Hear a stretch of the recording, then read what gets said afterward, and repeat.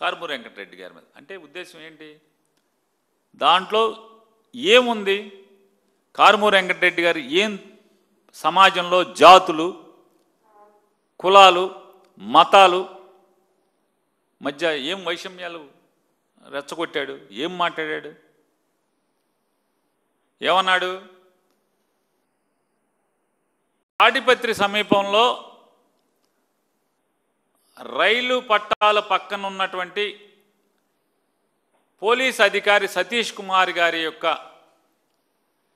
మరణం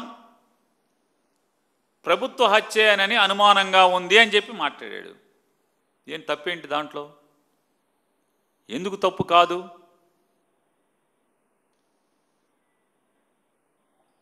దాంట్లో తప్పేంటి? ఎందుకు తప్పు కాదో నేను మిమ్మల్ని ప్రశ్నిస్తాను.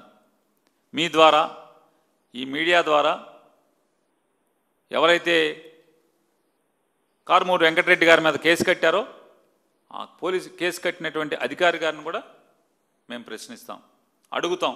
సమాధానం చెప్పండి. మీరు ఎంత పచ్చి పాపం అంటే వీళ్ళు చేసేటువంటి దుర్మార్గం. అంటే వెంకటరెడ్డి ఏం చేస్తున్నాడు? నిద్రపోనివ్వట్లేదు.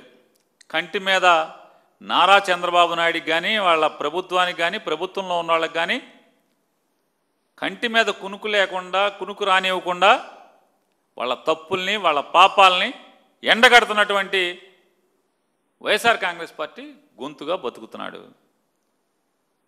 అది నేరం. కారుమూరి వెంకటరెడ్డి మీద ఒక కేసు పెట్టి ఆ గొంతు నొక్కుదాం అనుకుంటే ఏమవుతుంది? కారుమూరి వెంకటరెడ్డి ఏమన్నా నువ్వు ఒక కేసు పెడితే 10 కేసులు పెడితే ఆగే రకమా? ఆగితే జగన్ మనిషి ఎందుకు అవుతాడు? వైఎస్ఆర్ కాంగ్రెస్ పార్టీ కార్యకర్త ఎందుకు అవుతాడు? వైఎస్ఆర్ కాంగ్రెస్ పార్టీ జెండా పట్టుకున్న రోజే జగన్మోహన్ రెడ్డి గారు ప్రతిపక్షంలో ఉన్నాడు.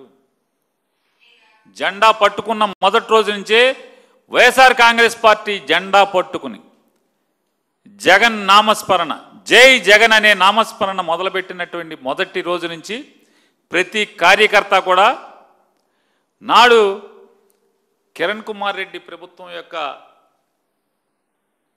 ఒత్తిడులు, అమానుషాలు, వేధింపులు ఉంటాయని తెలిసే దిగారు.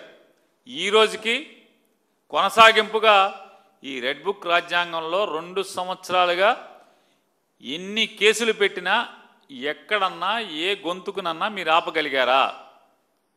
ఏ వైఎస్ఆర్ కాంగ్రెస్ పార్టీ జెండా పట్టుకున్నామన్నా చేతుల్లోంచి జెండా పారవేయించగలిగారా?